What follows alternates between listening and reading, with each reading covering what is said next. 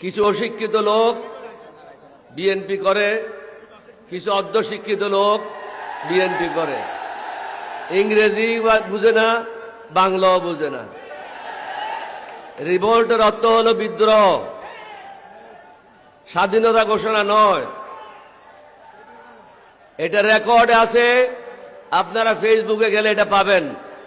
ACR annual confidential report, বার্ষিক গোপনীয় প্রতিবেদন। এটা জিয়াউর রহমান প্রথম লিখেছিল 1972-তে এই কুমিল্লা ক্যান্টনমেন্টে।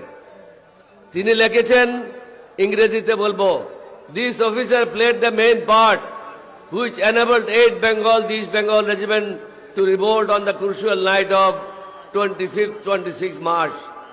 অর্থাৎ 24, 25 এবং 26 রাত্রে গুরুত্বপূর্ণ সময়ে 8ম বেঙ্গল রেজিমেন্টকে নিয়ে এই অফিসার সর্বপ্রথম বিদ্রোহ করে।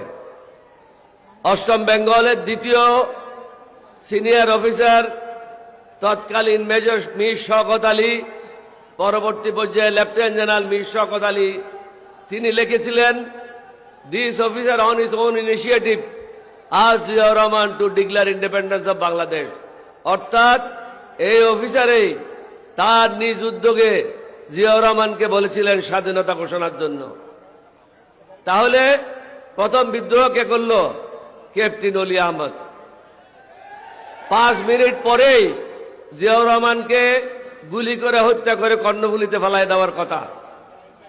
আমার টাইমলি অ্যাকশন, যথাসময়ে পদক্ষেপের কারণে জিয়াউর রহমান আল্লাহর মেহেরবানিতে, আল্লাহর হুকুমে রক্ষা পেয়ে যান। স্বাধীনতা ঘোষণার ব্যাপারে তাকে আমি পরামর্শ দিয়েছিলাম। কেন পরামর্শ দিয়েছিলাম? উনাকে বললাম যে আমরা বিদ্রোহ করেছি চট্টগ্রাম থেকে, বাংলাদেশের মানুষ তো জানবে না কিভাবে বিদ্রোহ করলাম, তাহলে বাকিরা কি করবে? এখানে তো অনেক বেঙ্গল রেজিমেন্ট আছে। 4th বেঙ্গল রেজিমেন্ট ছিল কুমিল্লাতে, তারা ডিপ্লয়েড ছিল ব্রাহ্মণবাড়িয়াতে। 2nd বেঙ্গল ছিল জয়দেবপুরে, 1st বেঙ্গল ছিল যশোরে, 3rd বেঙ্গল রেজিমেন্ট ছিল সাইদপুর ক্যান্টনমেন্টে, রংপুর ক্যান্টনমেন্টে।